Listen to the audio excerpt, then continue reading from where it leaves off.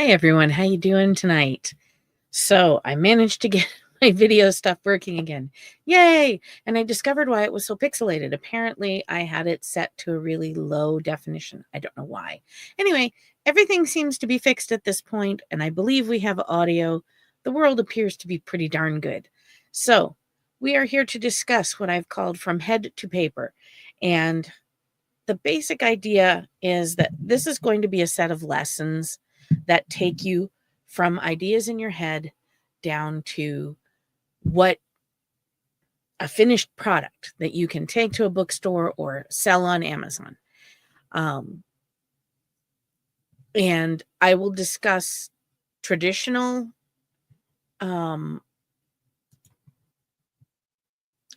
publishing and self-publishing, and I will talk about vanity presses only because there are so many people out there who still like them, and I'll discuss what the difference is between a hybrid press and a vanity press. But those are later. Right now, this is the first lesson, and we're going to talk about the three major schools of thought on organizing to write a book, because that's what you have to do first, is get things ready and organized.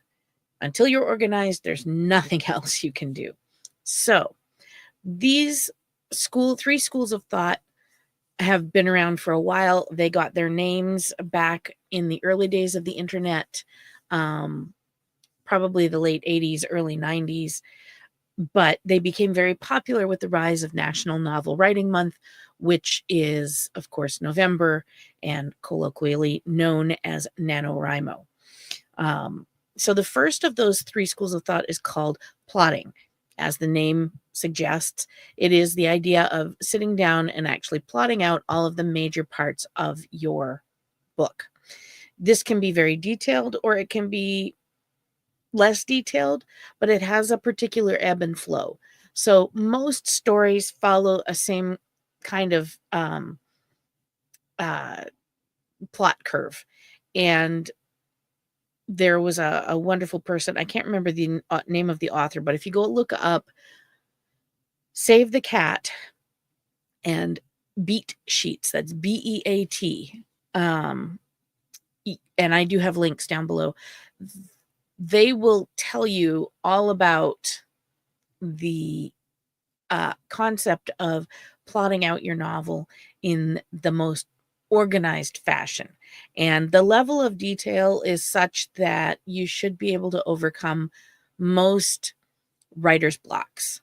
And plotting is, when I started writing, I was a pantser, and we'll get there in a minute. And I struggled with the idea. I felt like if I sat and I plotted things out, that it was going to ruin the flow of my story. And I'm going to tell you right now, that's not true. Having been there myself and done it, it's not true. You can plot and still have tons of room to move around. And here's the thing, it's your book. If you've plotted out something really detailed and your characters rebel and go and take a left at Albuquerque, you can go with them. There are no rules saying you can't do that. So plotting is really important, in my opinion, especially for new authors, okay? Because it gives you a method for organizing your thoughts as well as your storyline. And it does help us get past writer's block, because if you're stuck, you can look at your plotting and see what the next thing is that you're supposed to be doing. Oh, my next thing was, scene B. Okay, well, if I can't figure out right now, I'll just write insert info here and move on to the next scene. I can always come back and fix that other part later.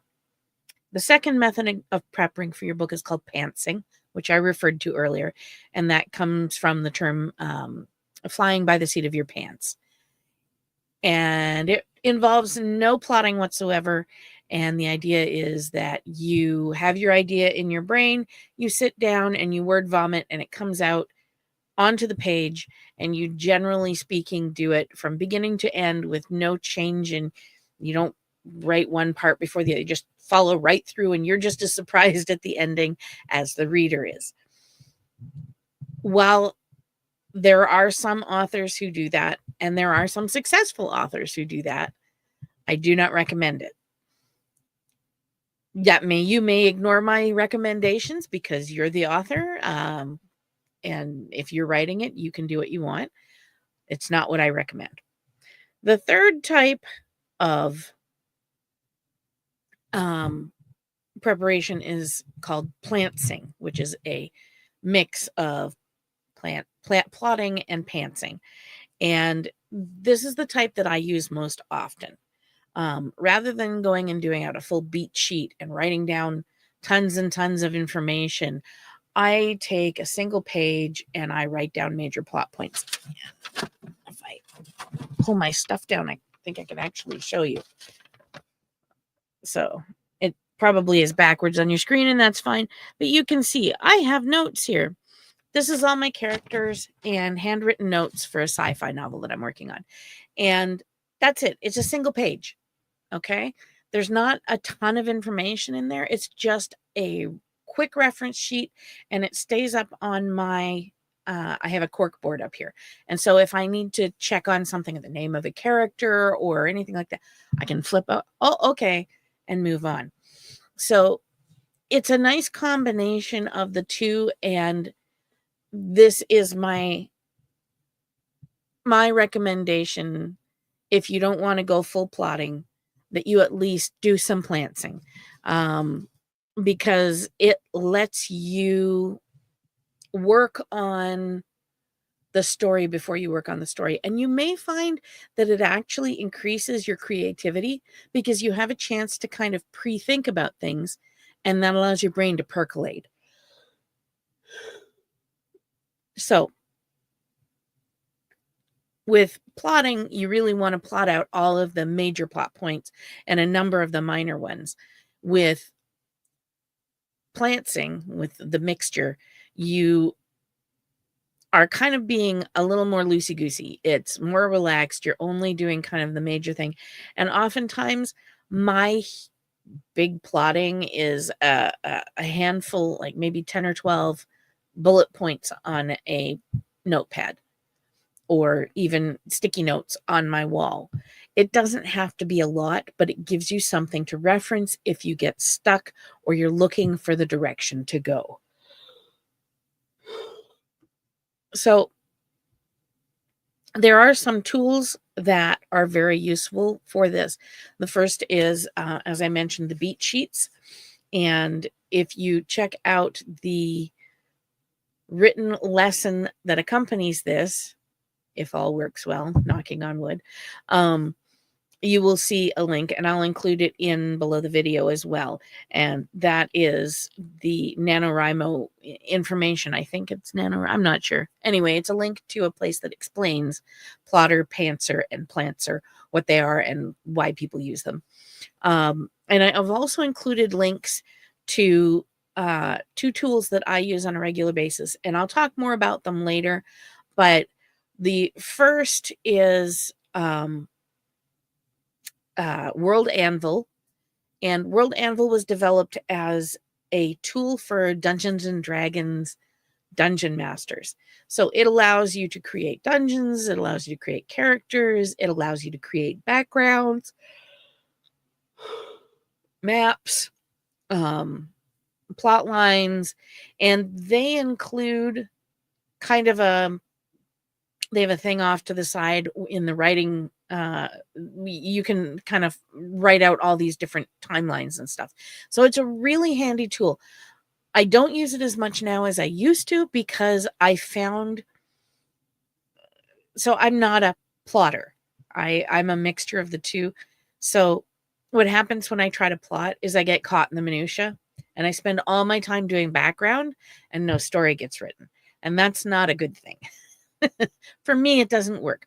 So that's fine. You give it a try however you want to do. The other tool I use is called Readsy.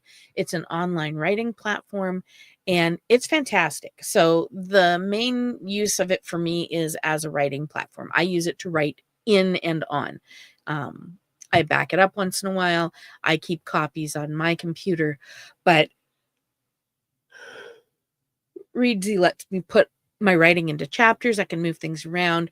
And off to the side, in the side menu, they have kind of a thing that you can use to make kind of a mini beat sheet without having to go to the Save the Cat website. And so you can fill out information, and they fill it out.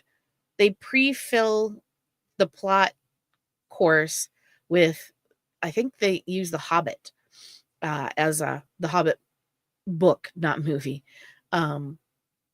So you can understand what they mean by, this is a minor plot, this is a big plot piece, then there's a minor, and then there's, and so it gives you an idea. You can see how it works and then add in your own parts that are similar.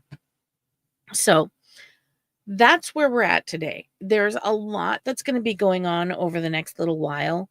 And I'm going to talk about other types of organization. And for instance, you should have a place to sit. You should have a place to work.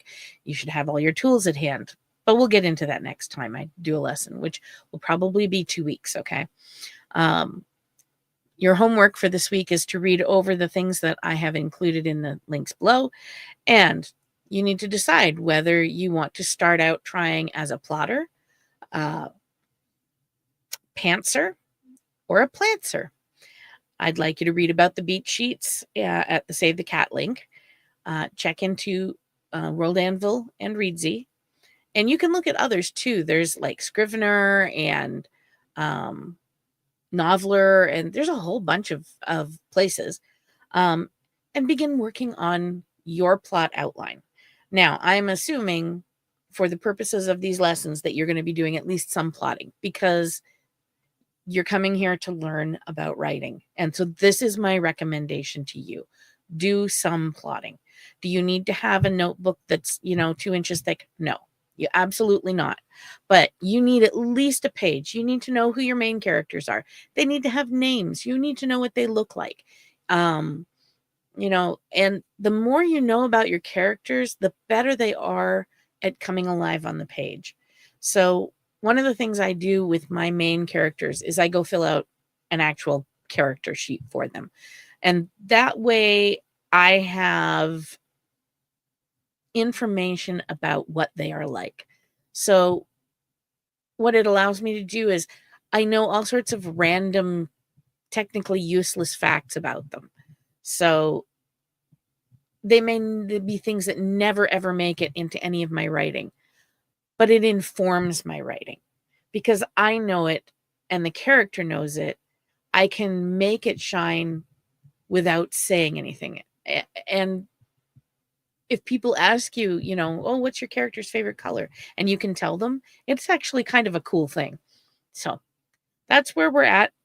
I'm going to post up the lesson, hopefully, knock on wood, and the information below this video with the links. So I hope that in a couple of weeks, I will see you back for part 2, which is called Preparing to Write.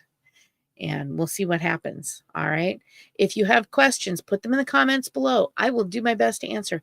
As I frequently tell people who purchase my books, I do not have a big enough fan club yet that I don't appreciate and get excited over every single message I get from you guys. So ask questions. And if you're looking for something short to write, just so I can toot my own horn here, remember that I am doing the Tales from the Turning Leaf Tavern anthology. So I'm looking for fantasy stories that are between 2,500 and 6,000 words that have to do with a tavern or inn and food that have a recipe attached. So so call for submission has gone out. You can find it on my webpage. I'll post that link below as well. And I'll see you in a couple of weeks.